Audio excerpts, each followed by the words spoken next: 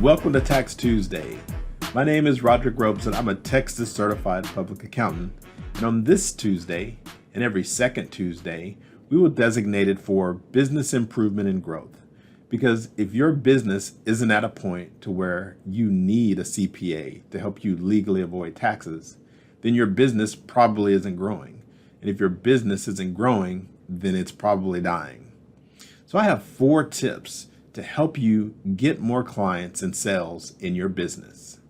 Tip number 1, do your market research. Now, this is foundational to all the other tips that I give you. And you may be saying, well, this is pretty much common sense, but it really isn't for a lot of people. So I have prospective clients that call me and they say, hey, I got this great idea. Hey, I got this great new business. I really need a CPA to help me, but I'm just getting started out. Why don't you take a look at it? What can I do from a tax perspective? And I'm looking at it and I'm thinking what probably everyone else they've given this idea to is like, this really sucks. This is a horrible idea. This is a horrible product or service. And the reason why it's generally a horrible product or service is they got the idea in their head and they said, you know what, this is going to make a great business. But they never went out and did the business research to see if there was an actual need in the market for their product and service. And I know what you're thinking, probably the same thing that they're thinking. You know what? I'm going to make this happen. I'm going to make this work. It's going to happen. You got to just push through and push through the odds and your business will succeed. Not really. The market is going to drive whether your business is going to succeed or not. Not your great idea, not your hustle, not your any of that. If nobody wants to buy your product or service, it doesn't really matter. There is no business. Do your market research. Tip number 2, which coincides with what I just said, don't fight the market. Do not fight the market. What you need to do in your business is find out whether your business provides a service or product that is actually needed in the market. And we've all seen the examples of companies that have fought the market. And we've laughed at them.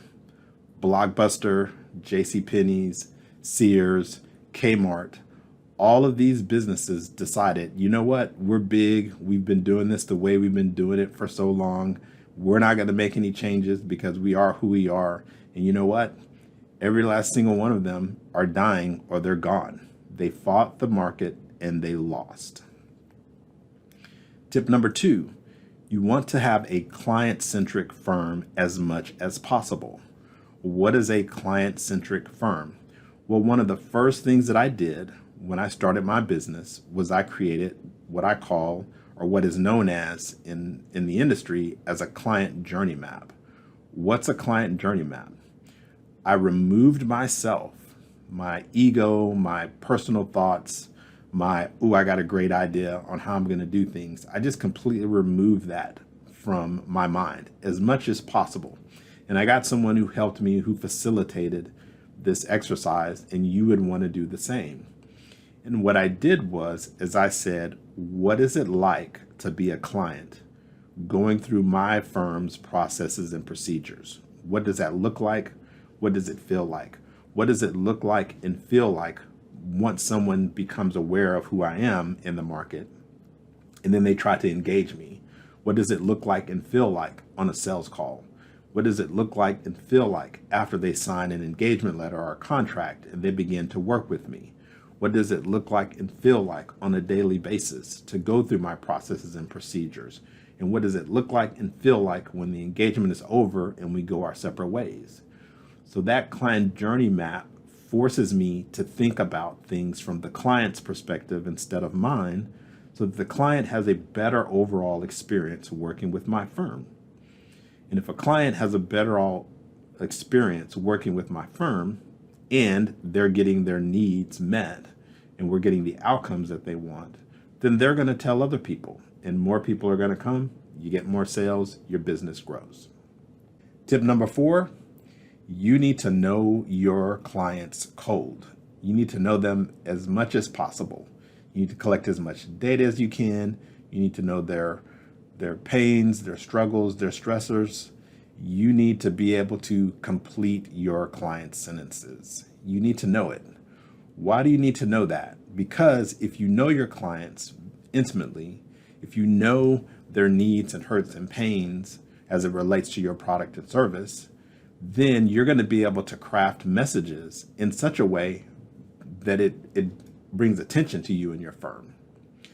Now, I was speaking to one of my clients yesterday, actually, and we were talking about this exact same thing. And one of the things they said was, well, I don't want to do that bro advertising. And I think that's very funny, but I think that's a very good point. What is the bro advertising? We've all seen it. You know, the guys next to the expensive cars, or the half-dressed women, these Facebook ads or other ads that are designed in such a way just to get your attention. Then they reel you in, you know, get rich quick type of thing. And then a lot of people will buy those specific products and services. But then what ends up happening is they get buyer's remorse. Why? Because they got pulled in by these attractive ads, but in the end, they didn't get their needs met.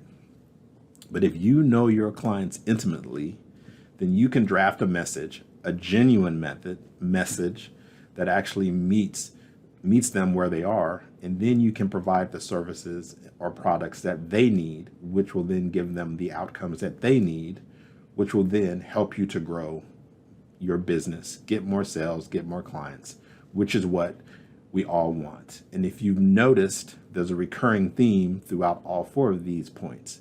It has nothing to do with you or I. It has to do with what your clients, what the market says, what the market wants and needs. So that's going to do it for this Tax Tuesday. If you like tips like this and want more, click the link below to sign up for our newsletter. See you next time.